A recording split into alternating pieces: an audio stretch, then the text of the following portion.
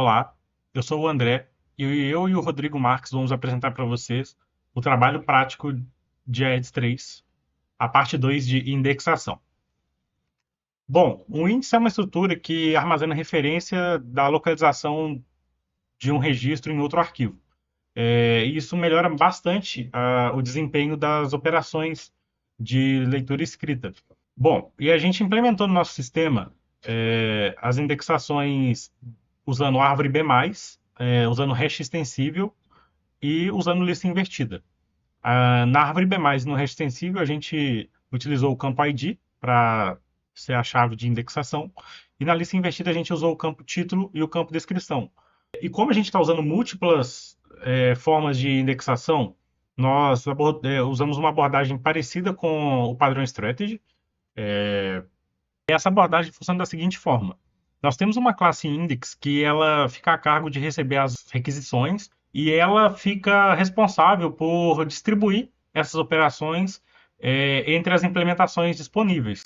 Então, num caso que eu tenho as implementações ArcBB+, hash extensível e índice invertido, todas funcionando ao mesmo tempo, em conjunto, ao fazer uma adição, eu tenho que distribuir essa operação de adição para todas essas abordagens de índices.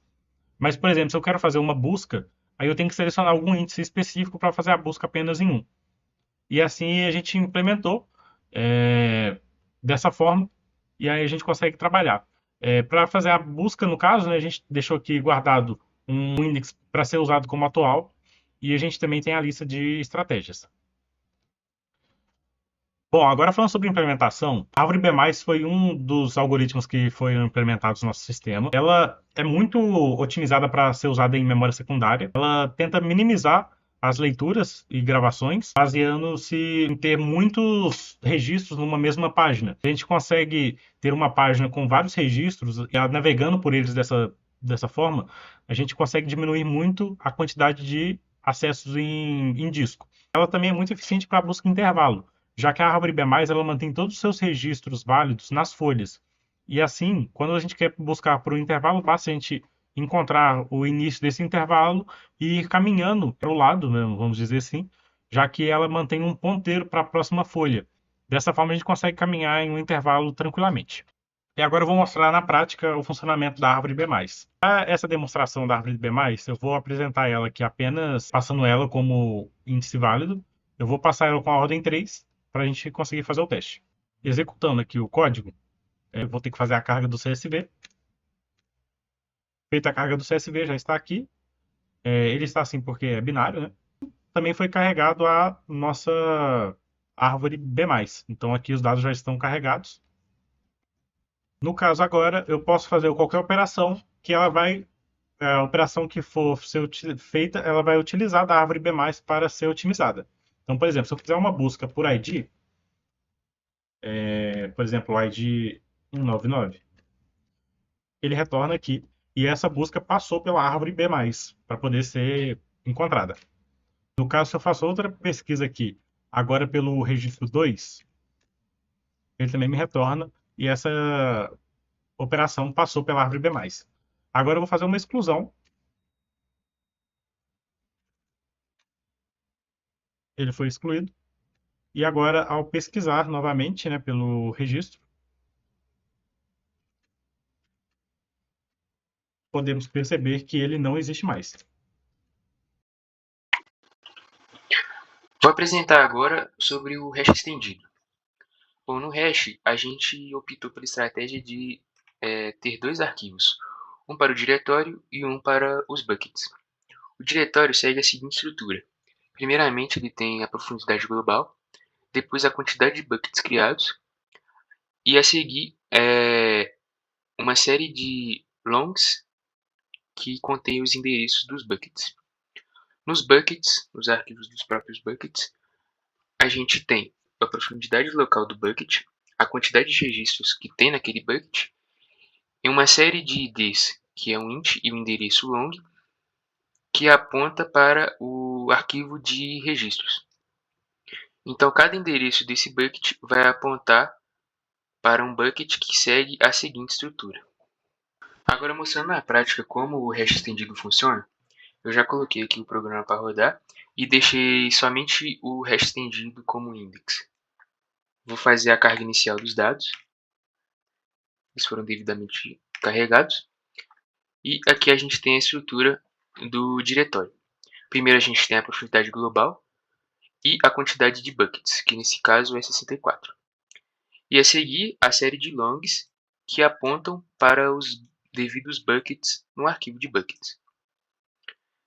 No arquivo de buckets, a gente tem a profundidade local daquele bucket, quantos registros foram salvos lá, e a série de IDs e longs que apontam para o arquivo de dados. Então a gente tem que o ID0 está nessa posição, o ID 64 está nessa posição e por aí vai. Agora vamos fazer algumas operações. Vou buscar por um filme, por exemplo, o ID1. Foi encontrado usando o hash. Agora eu vou fazer a operação de atualização para ver que o endereço é devidamente atualizado dentro do hash também. Vou atualizar o mesmo ID. Vou escrever um nome maior, o que causa a atualização do endereço. Ele foi atualizado, o arquivo e o filme. Se eu fizer a busca por ele novamente, a gente vê que ele foi devidamente atualizado.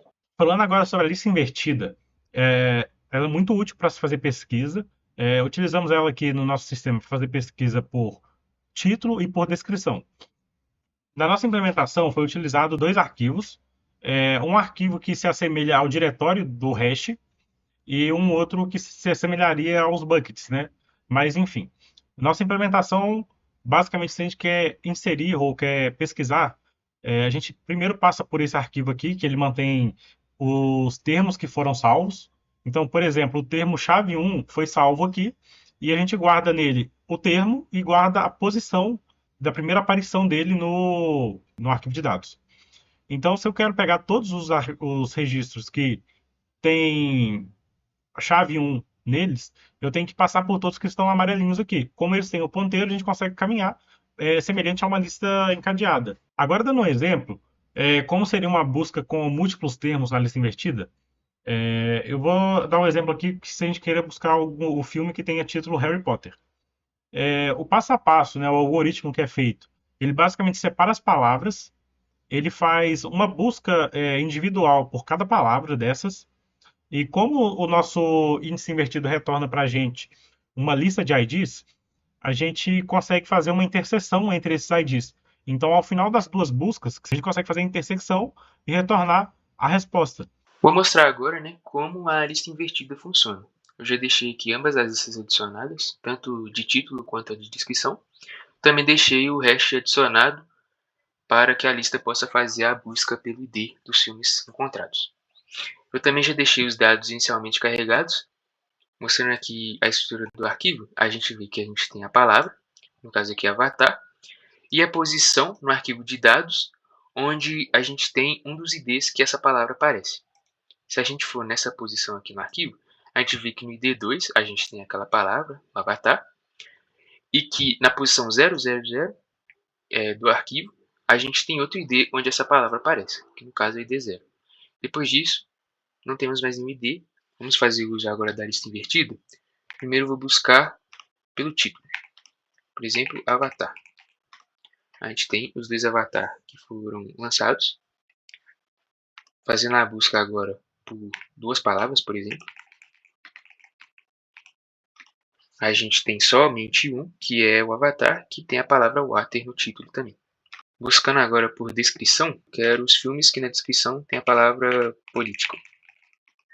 Deixa eu ver que esses filmes têm a palavra political nas suas descrições. Vou buscar por ambos os campos, por título e descrição.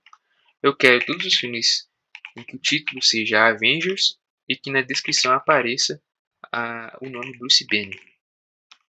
A gente vê que somente o filme Avengers Age of Ultron aparece Bruce Banner na descrição. Então essa foi a apresentação da parte 2 do trabalho de Eds 3. Muito obrigado. E aqui a gente tem o GitHub com código fonte da aplicação.